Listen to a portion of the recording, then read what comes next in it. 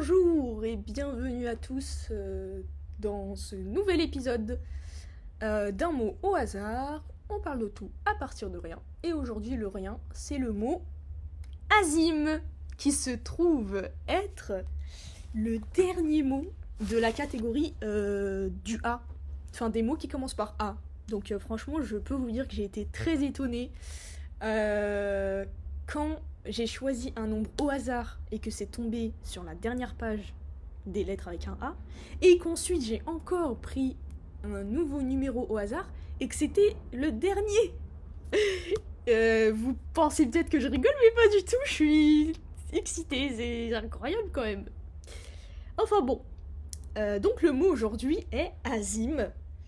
Euh, on souhaite la bienvenue au mot azime, voilà. Lisons la définition ensemble. Alors, azime, adjectif et nom masculin, du grec azumos, sans levain. Donc, se dit d'un pain sans levain. Donc, par exemple, le pain azime, utilisé rituellement pour la Pâque juive, fête des azimes. Chez les catholiques, pain dont on fait les hosties. Voilà, donc c'est les derniers mots de la dernière page des mots qui commencent par A. Je ne sais pas si vous avez compris, mais je peux le répéter si vous voulez. Est-ce que je vais pas le répéter parce que c'est mon podcast et que vous êtes obligés finalement? Je vais le faire, je vais pas le faire. Voilà.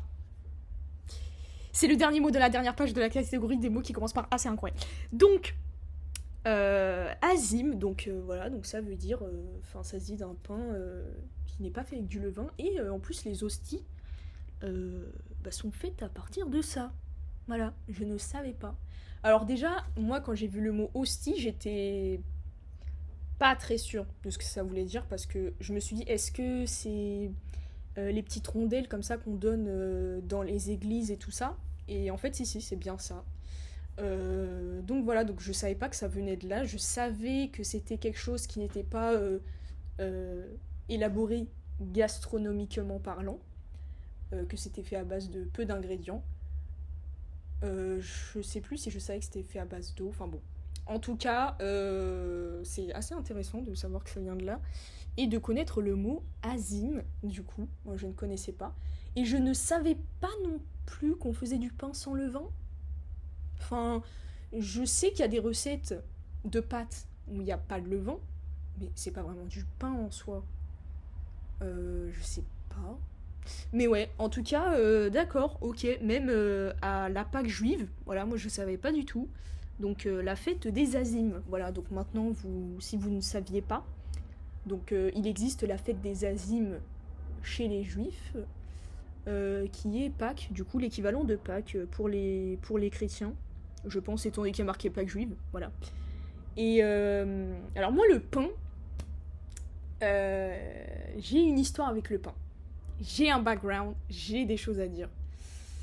Le saviez-vous? Mais c'est vrai, c'est une question ça. Est-ce que le pain sans gluten se fait avec du levain? Est-ce que le levain, il n'y a pas du gluten dedans? C'est intéressant, n'est-ce pas? Alors, j'ai vu quelques vidéos sur comment on fait du levain, ce qui est assez intéressant à faire en tout cas. N'hésitez pas à vous renseigner dessus. Mais parce que c'est pas comme une recette classique, c'est vraiment spécial. Et alors, de ce que je me rappelle, comment dire, je suis pas sûre qu'il y ait du gluten ou pas. Mais en tout cas, je me rappelle que tout ce qui est levure boulangère, levure chimique, tout ça, il y a du gluten dedans. Non, maintenant que j'en parle, la levure boulangère, j'ai des doutes. La levure chimique, il y en a, hein, mais levure boulangère, j'en doute. Depuis tout à l'heure, je parle de gluten, mais est-ce que vous savez ce que c'est? Je ne sais pas si vous savez, en fait, finalement. Le gluten est une protéine se trouvant dans beaucoup de céréales, largement consommée par presque tout le monde, en fait.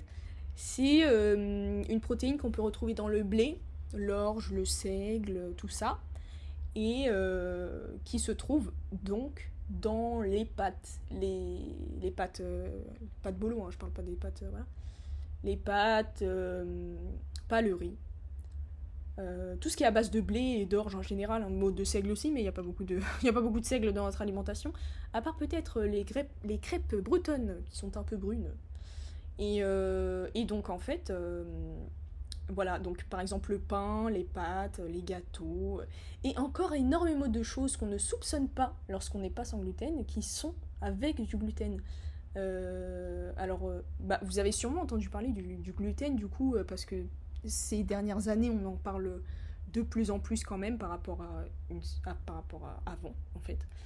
Dans le sens où, au fil du temps, comment dire, on parle plus de ce qu'est l'intolérance au gluten, de ce qu'est la maladie cœliaque, notamment. Je ne sais pas si vous connaissez. En gros, la maladie cœliaque, c'est l'intolérance au gluten, mais version maladie auto-immune, quoi. C'est... Voilà. Et enfin, je peux vous expliquer après si ça vous intéresse, parce que du coup, je connais bien ce sujet et je n'ai même pas dit pourquoi je connais bien. Enfin, je connais bien, c'est relatif. Et donc voilà. On parle de plus en plus de l'intolérance, de ce que c'est, etc., etc. Et donc, les produits sans gluten, enfin, comment dire, ont apparu sur le marché de l'alimentation, notamment. Des fois, ils sont en lien avec l'alimentation bio, des choses comme ça. Enfin bref, tout ce qui est en lien avec un régime, quoi. C'est comme les trucs sans sucre, etc. Donc on peut le trouver, donc ces produits-là, donc le pain sans gluten, les pâtes sans gluten, les gâteaux sans gluten, etc. On peut les trouver en magasin dans ces rayons-là, les rayons un peu bio, un peu régime, tout ça. Même si c'est pas parce que vous mangez pas de gluten, c'est pas parce que vous mangez pas de gluten que vous allez maigrir. Voilà. Alors, le gluten spécialement, hein, parce qu'en soi, les choses qui contiennent du gluten, en général, comme le pain, les pâtes, les gâteaux, c'est des choses qui peuvent, c'est vrai, qui peuvent faire grossir, etc. en fonction de votre métabolisme, bien sûr. Donc c'est vrai que des fois, si vous enlevez vraiment le gluten de votre alimentation, vous pouvez observer que potentiellement vous allez maigrir, mais c'est juste parce que vous ne mangez pas ces produits-là, entre guillemets, mais il y a plein d'autres produits où il y a du gluten, où voilà, ça fait pas tant grossir que ça. Enfin bon, là n'est pas le sujet. Ne faites pas un régime sans gluten juste pour vous dire allez, je vais perdre du poids. C'est... Voilà. Mais bon, j'imagine que vous n'alliez pas le faire. Mais je sais qu'il y a beaucoup de gens qui le font. C'est comme... Ça me fait penser à l'Ozempic, un médicament prescrit aux diabétiques qui en ce moment est dans une tendance à travers Internet, dans laquelle des gens utilisent ce produit pour faire baisser la glycémie. Et donc effectivement ça fait maigrir, mais c'est pas du tout adapté en fait. Déjà, laisser les médocs aux gens malades, et en plus c'est dangereux, hein, parce qu'il y a plein d'effets à côté de cette baisse de glycémie. Enfin bon, c'est un sujet très large. Et donc voilà. Donc le gluten, voilà, c'est quelque chose qui est contenu dans beaucoup de choses qu'on mange, et mais pas dans les fruits, pas dans la viande, pas dans voilà, les produits laitiers, etc. Encore une fois, le gluten, ça peut se trouver dans des choses dont on ne se doute pas. Comme du rouge à lèvres. Et oui, il y a du rouge à lèvres, des fois il y a du gluten dedans, ce qui peut être très dangereux pour les personnes qui ont la maladie cœliaque, parce que du coup tu te mets du rouge à lèvres, tu bouffes le gluten à l'intérieur, ça finit dans tes intestins ils font de la merde. Voilà, après potentiellement, si dans le pire des cas ça finit en cancer, quoi. Super, nickel. Et donc Ikram, pourquoi tu connais tout ça en fait, enfin, c'est quoi tout ça, c'est par rapport à quoi exactement, qu'est-ce que tu cherches exactement? Bah je m'appelle Fatih. C'est une longue histoire, si vous voulez, je vous en parlerai dans un autre podcast. Mais en gros, quand j'étais petite, on m'a diagnostiqué la maladie cœliaque, dont je vous parle, qui est donc une maladie auto-immune. Hein, c'est vraiment quelque chose dans les gènes, entre guillemets, c'est pas quelque chose qui se guérit, techniquement. C'est comme le diabète, par exemple. Le diabète, enfin, c'est une maladie. Oula, j'ai bugué. Qu'est-ce que j'ai fait, un espèce d'AVC là? Maladie non, maladie... Bon, en gros, c'est une maladie que vous avez tout le temps, quoi. Et voilà, c'est comme le diabète, etc. Et en fait, après avoir passé 18 ans à manger sans gluten, je me suis rendu compte que c'était pas vrai. Voilà. C'était pas spécialement une erreur. Mais du coup, mais j'avais pas spécialement la maladie non plus. What the fuck. Mais voilà, donc en fait, non, j'avais pas le truc, quoi. J'ai passé 18 ans à manger sans gluten comme ça, à me casser le cul, si je puis me permettre. Parce qu'en fait, sachez que les produits sans gluten n'ont pas toujours le même goût, mais la même texture que les produits classiques avec du gluten. Sinon, c'est cher, hein, aussi c'est cher. Socialement un peu compliqué quand vous voyez tous les autres gosses en train de manger des Balisto et des Kinder Bueno et vous êtes là avec un Capri Sun. Je me plains pas. Franchement, Capri Sun, voilà. Mais bon, c'est en tant qu'enfant, des fois, il est un peu bon. Mais bref, sans oublier le stress que les médecins nous imposaient à moi et ma mère. Ouais, par contre, si elle en mange, cancer, hein. Vous êtes plus en pédiatrie, vous serez en oncologie, madame. Donc faites attention. Enfin bon, si vous voulez plus de détails, y a pas de souci, je peux en parler un jour. Et donc, à votre avis, est-ce qu'il y avait du levain dans le pain sans gluten que je mangeais? Bah je sais pas. Du coup, je sais pas, je m'informerai dessus, sûrement. Mais en tout cas, il n'y a pas les mêmes choses, hein. Moi je me rappelle que lorsque je faisais des pâtisseries, en fait c'est comme ça aussi que je me suis un peu lancée dans la pâtisserie. C'est que aujourd'hui j'ai un peu abandonné, hein, maintenant que je mange avec du gluten et que la dépression m'a frappée. Mais en tout cas j'étais dans la pâtisserie, les trucs comme ça. Du coup, en fait j'utilisais de la levure chimique. Mais si j'étais vraiment... C'est maintenant que j'y pense, hein. Vraiment en vous en parlant là maintenant, je suis en train de me rendre compte. Je mangeais de la levure chimique. Dans mes gâteaux, je mettais de la levure chimique alors que il y a littéralement du gluten dedans.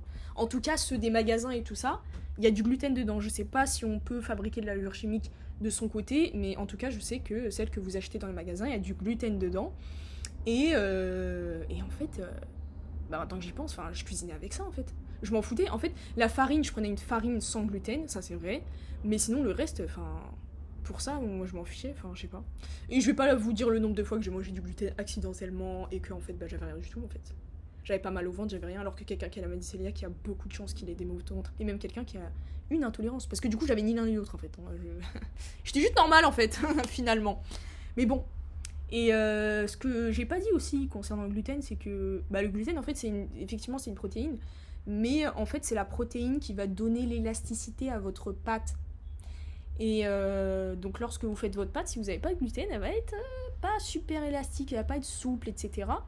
Et c'est pour ça que justement, quand vous faites des recettes sans gluten, vous devez remplacer le gluten par autre chose, ou vous devez travailler votre pâte avec des farines adaptées, les dosages adaptés, etc. Il y a des farines qui marchent super bien, qui sont sans gluten, hein. Notamment, je sais que dans du pain, etc., les gâteaux, les biscottes... il y en a qui utilisent de la farine de châtaigne ou de châtaignier, comme on dit. Non, châtaigne, je crois. Voilà, après, moi, la moitié des pâtes que je mangeais, c'était des pâtes à base de riz. En fait, c'était des nouilles, en soi.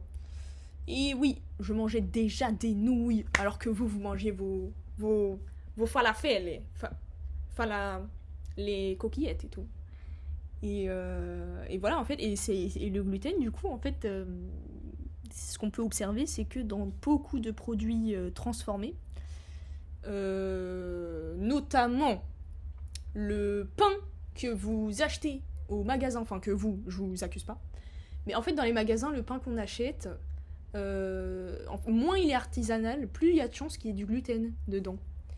Et en fait, des fois ils en mettent trop, parce que justement c'est vraiment, c'est rentable en fait. Ça fait que la pâte se fait plus vite, ça fait qu'elle est moins chère, ça fait qu'on a moins besoin de mettre des ingrédients chers, etc. etc. Et donc, en fait, il vous bourre votre pain de gluten, en fait. Et c'est pas bien. C'est pas bien du tout. Parce que, après, ça peut créer des intolérances dans les populations. Et c'est pour ça que de plus en plus de gens sont intolérants au gluten, notamment. Voilà. Je vais m'arrêter là. C'est super intéressant. Du coup, j'ai grave des choses à dire dessus. Hashtag faux diagnostic, mais pas tant que ça. Enfin bon, je vous laisse. Je vous souhaite une bonne journée, tout bon. Et on se retrouve pour la prochaine fois. Peut-être le dernier mot d'une autre catégorie de mots.